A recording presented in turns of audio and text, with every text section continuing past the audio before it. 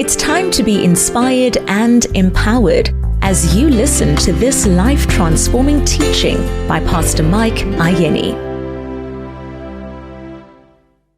Welcome to another edition of Daily Inspiration with Pastor Mike Ayeni. We just concluded a series on the power of faith.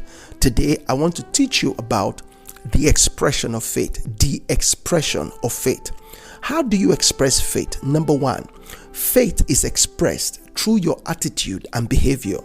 Faith is expressed through your attitude and behavior.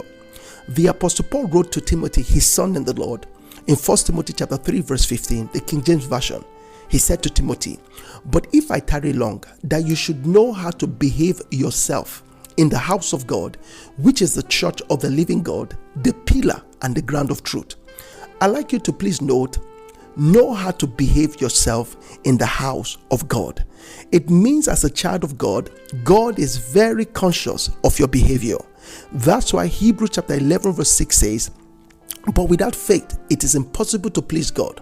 For he who comes to God must believe that he is, and is a rewarder of those who diligently seek him." Hebrews chapter 11 verse 6 is saying that faith is an expression of an attitude before God.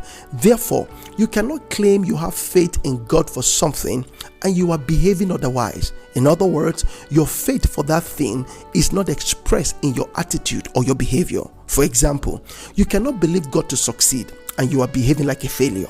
You cannot believe God to prosper you and you are behaving poor.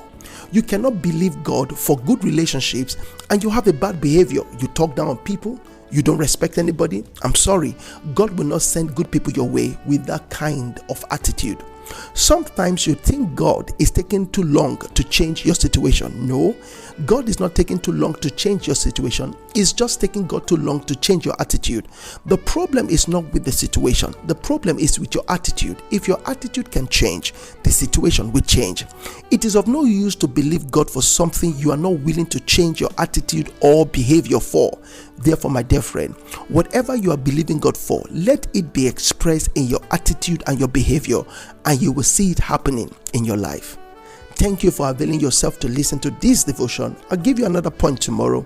Until then, stay inspired and connected to God's word. God bless you.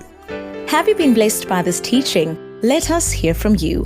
WhatsApp 063 741 3465 or email transforminglivescenter@gmail.com. Stay inspired.